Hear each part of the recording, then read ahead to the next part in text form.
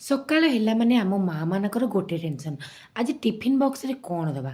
ଯାହାକି ହେଲ୍ଦି ହୋଇଥିବ, ଟେଷ୍ଟି ହୋଇଥିବ, ଆଉ ପିଲା ଟିଫିନ୍ ପୁରା ଫିନିଶ୍ କରିକି ଆସିବ। ଆଉ ଏମିତି କ'ଣ ଜଳଖିଆ ପ୍ରିପେୟାର କରିବା, ଘରେ ମଧ୍ୟ ତାକୁ ଖାଇପାରିବେ। ଆଜି ମୁଁ ଏମିତି ଗୋଟେ ଜଳଖିଆର ରେସିପି ନେଇକି ଆସିଅଛି, ଯାହାକି ପିଲା ଟିଫିନ୍ ଫିନିଶ୍ କରିକି ଆସିବ, ଘରେ ମଧ୍ୟ ଖୁସିରେ ଖାଇପାରିବେ। ନମସ୍କାର ସାଙ୍ଗମାନେ, ଜୟ ଜଗନ୍ନାଥ। ଆପଣ ସମସ୍ତଙ୍କୁ ମୋ ପରିବାର ୟୁଟ୍ୟୁବ୍ ଚ୍ୟାନେଲକୁ ବହୁତ ସାରା ସ୍ୱାଗତ। ଆଜି ମୁଁ ନେଇକି ଆସିଅଛି ଗୋଟେ ହେଲ୍ଦି ଜଳଖିଆର ରେସିପି। ଦୟାକରି ଭିଡ଼ିଓଟିକୁ ଶେଷ ପର୍ଯ୍ୟନ୍ତ ଦେଖିବା ପାଇଁ ଆପଣ ସମସ୍ତଙ୍କୁ ଅନୁରୋଧ। ଏବେ ଚାଲନ୍ତୁ ଜଳଖିଆ ବନେଇବା ଷ୍ଟାର୍ଟ କରିବା। ଦେଖନ୍ତୁ, ପ୍ରଥମେ ମୁଁ ଗୋଟେ କଡ଼େଇକୁ ଗରମ କରିଦେଇଥିଲି। ସେଥିରେ 2 ଚାମଚର ତେଲ ପକାଇଥିଲି, କାରଣ ଏଇ ଟିଫିନ୍ଟି ମାନେ ଏଇ ଜଳଖିଆଟି ଆମର ବହୁତ କମ୍ ତେଲରେ ହିଁ ପ୍ରିପେୟାର ହେବ। ତାପରେ ଫୁଟଣ ପାଇଁ ପକାଇ ଦେଇଥିଲି 1 ଚାମଚର ଜିରା, ଆଉ 2ଟି କଞ୍ଚା ଲଙ୍କାକୁ ଏମିତି କାଟିକି ପକାଇ ଦେଇଥିଲି। ତାପରେ 2ଟି ମିଡ଼ିୟମ୍ ସାଇଜ୍ର ପିଆଜକୁ ଏମିତି ଚୁନି ଚୁନିକି କାଟି ନେଇଥିଲି, ତାକୁ ମଧ୍ୟ ସେଥିରେ ପକାଇକି ତାକୁ ହାଲକା ଟିକେ ଭାଜିଲି, ଯେପର୍ଯ୍ୟନ୍ତ କି ପିଆଜ ଆମର ଟିକେ ସଫ୍ଟ ନ ହେବ। ସାଙ୍ଗମାନେ, ପିଆଜ ଆମର ସଫ୍ଟ ଜଲ୍ଦି ହେଇଯିବ, ସେଥିପାଇଁ ମୁଁ ଅଳ୍ପ ଟିକେ ଲୁଣ ପକାଇଦେଲି। ଲୁଣ ପକାଇବା ଦ୍ୱାରା ଆମର ପିଆଜଟି ଜଲ୍ଦି ସିଝି ଯାଇଥାଏ, ଆଉ ଜଲ୍ଦି ମଧ୍ୟ ସଫ୍ଟ ହୋଇଯାଇଥାଏ। ସାଙ୍ଗମାନେ, ଏଇ ଟିଫିନ୍ ରେସିପିଟି ଆପଣ ନିଶ୍ଚୟ ନିଜ ଘରେ ଟ୍ରାଏ କରିବେ, ଆଉ ପିଲାକୁ ଏଇ ଜଳଖିଆ ରେସିପିଟି ବନେଇକି ନିଶ୍ଚିନ୍ତ ଖାଇବାକୁ ଦେବେ। ଦେଖିବେ ସେ ଟିଫିନ୍ ନିଶ୍ଚିନ୍ତ ଭାବରେ ଫିନିଶ୍ କରିକି ଆସିବ। ଏବେ ଦେଖନ୍ତୁ, ପିଆଜ ମୋର ସଫ୍ଟ ହୋଇଯାଇଥିଲା। ସେଥିରେ ଗୋଟେ ମିଡ଼ିୟମ୍ ସାଇଜ୍ର ଟମାଟରକୁ ଏମିତି ଛୋଟ ଛୋଟ କରିକି କାଟି ରଖିଥିଲି, ତାକୁ ତା ଭିତରେ ପକାଇଦେଲି। ଆଉ ଟମାଟରକୁ ବି ମଧ୍ୟ ଟିକେ ସଫ୍ଟ ହେବା ପର୍ଯ୍ୟନ୍ତ ଆମେ ଭାଜିବା। ଏବେ ଚାଲନ୍ତୁ ସେଥିରେ ସବୁ ପାଉଡ଼ର ମସଲା ପକାଇଦେବା।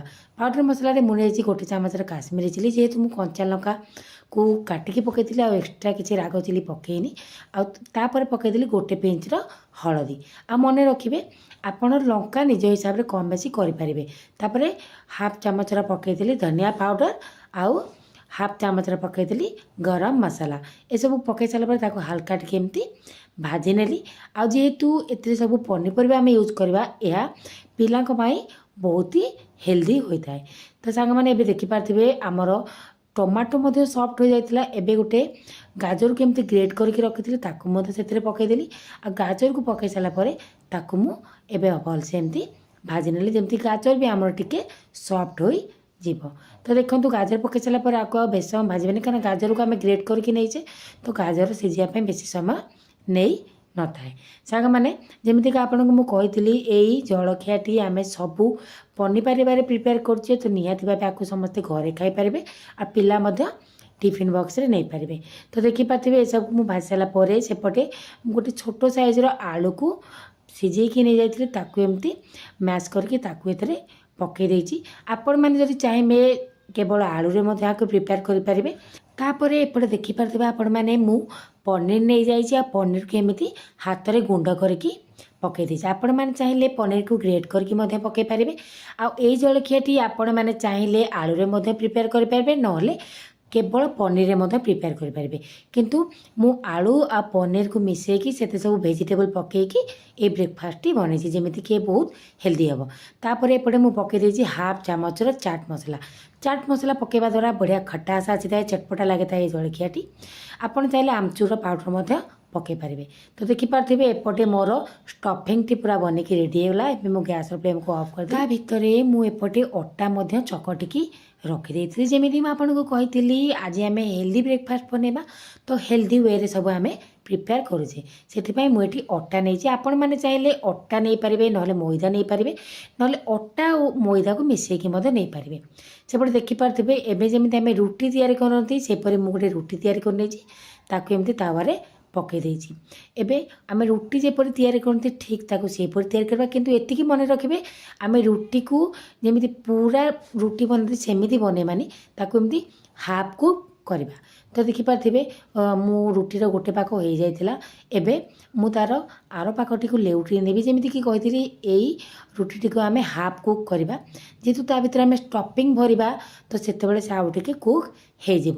ତ ଦେଖିପାରୁଥିବେ, ଏବେ ତାର 2 ପଟ ସାଇଡ଼୍ ଭଲସେ ହୋଇଗଲାଣି। ଏବେ ସେଥିରେ ଆମେ ଷ୍ଟଫିଂ ଭରିବା। ଯେଉଁ ଷ୍ଟଫିଂଟି ଆମେ ପ୍ରଥମରୁ ପ୍ରିପେୟାର କରିକି ରଖିଥିଲେ, ସେ ଷ୍ଟଫିଂଟିକୁ ଆମେ ଭରିବା। ଆଉ ସବୁବେଳେ ମନେ ରଖିବେ, ଚାରିପଟେ ଭରିବେନି, ତାର ଗୋଟେ ପଟ ସାଇଡ଼୍ରେ ଏମିତି ଭରିବେ, ଆଉ ତାକୁ ଟିକେ ଜାଗା ଛାଡ଼ିଦେବେ, କାହିଁକି ନା ଏବେ ୟାକୁ ଆମେ କଭର୍ କରିବା, ସେଥିପାଇଁ ଅଳ୍ପ ଏମିତି ଷ୍ଟଫିଂ ଆପଣ भरिबे माने तार गोटे पट साइड रे आपण स्टफिंग भरिबे। तापर आपण माने देखि पारथिबे एपटे मु से स्टफिंग टुकु एमिति हाथ रे बंद कर देछि एवं ताकू गोटे स्पाटुला साहाय्य रे ता साइड को एमिति दबेई दबेई देछि। आपण एमिति दबेई दबेई देबे ना एबे आपणकर रुटीटी पूरा कभर हेई ଯିବ। ତ ଆପଣମାନେ ଦେଖିପାରୁଥିବେ ମୁଁ ତାକୁ ଏମିତି ଦବେଇ ଦବେଇ ଦେଇଛି ଏବଂ ସେ ମଧ୍ୟ ପୁରା କଭର୍ ହୋଇଯାଇଛି। ତ ଏଇ ଜଳଖିଆଟି ନିଶ୍ଚିନ୍ତ ନିଜ ଘରେ ଟ୍ରାଏ କରିବେ ସାଙ୍ଗମାନେ। ଆଉ ଏଇ ଜଳଖିଆରେ ସତରେ ବହୁତ ହି ବଢ଼ିଆ ହେଇଥିଲା, ଯେହେତୁ ଏ ଅଟା ଭେଜିଟେବୁଲ୍ ପନିର ସବୁକୁ ନେଇ ତିଆରି, ତ ଏ ବହୁତ ହି ହେଲ୍ଦି ଆଉ ଖାଇବା ପାଇଁ ମଧ୍ୟ ବହୁତ ଟେଷ୍ଟି ଲାଗିବ। ଆପଣମାନେ ଏବେ ଦେଖିପାରୁଥିବେ ଏଇ ଜଳଖିଆଟିର ଦୁଇ ପଟ ସାଇଡ଼୍ ପୁରା ହୋଇଯାଇଛି। ଏବେ ତାପରେ ମୁଁ ହାଲକା ଘିଅ ଗ୍ରୀସ୍ କରୁଛି। ଆପଣମାନେ ଚାହିଁଲେ ଘିଅ ଜାଗାରେ ବଟର ଦେଇପାରିବେ, ନହେଲେ ତେଲ ମଧ୍ୟ ଦେଇପାରିବେ। ତ ଦେଖିପାରୁଥିବେ ତାର ଦୁଇ ପଟ ସାଇଡ଼କୁ ମୁଁ ଏମିତି ହାଲକା ଘିଅରେ ଗ୍ରୀସ୍ କରିଦେଇଛି। ଏବେ ଏ ଜଳଖିଆଟି ଆମର ବନିକି ରେଡ଼ି ହେଇଗଲା, ତାକୁ ମୁଁ ଆଣିକି ଗୋଟେ ପ୍ଲେଟ୍ରେ ରଖିଦେଇଛି। ଏବେ ସେଇ ସମାନ ପ୍ରୋସେସ୍ରେ ମୁଁ ବାକି ଜଳଖିଆ ଗୁଡ଼ିକୁ ପ୍ରିପେୟାର କରିଦେଇଛି। ସାଙ୍ଗମାନେ ଏଇ ଜଳଖିଆଟି ଖାଇବା ପାଇଁ ଆଉ ଏକ୍ସଟ୍ରା କିଛି ତରକାରୀର ଦରକାର ପଡ଼ିବନି।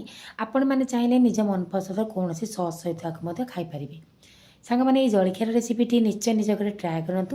କିପରି ଲାଗିଲା ନିଜର ମତାମତ ମୋତେ କମେଣ୍ଟରେ ଜଣାନ୍ତୁ। ଆଜିର ଭିଡ଼ିଓଟି ଭଲ ଲାଗିଲେ ଲାଇକ୍ କରିବେ, ସେୟାର କରିବେ, ଚ୍ୟାନେଲରେ ନୂଆ ଥିଲେ ଚ୍ୟାନେଲକୁ ସବସ୍କ୍ରାଇବ୍ କରିଦେବେ। ଏଇ ତ ଥିଲା ଜଳଖିଆର ରେସିପି। ପୁଣି ଦେଖା ହେବା ଆପଣମାନଙ୍କ ସହିତ ଆଉ ଗୋଟେ ନୂଆ ରେସିପି ସହ। ରହୁଛି ସାଙ୍ଗମାନେ, ନମସ୍କାର, ଜୟ ଜଗନ୍ନାଥ।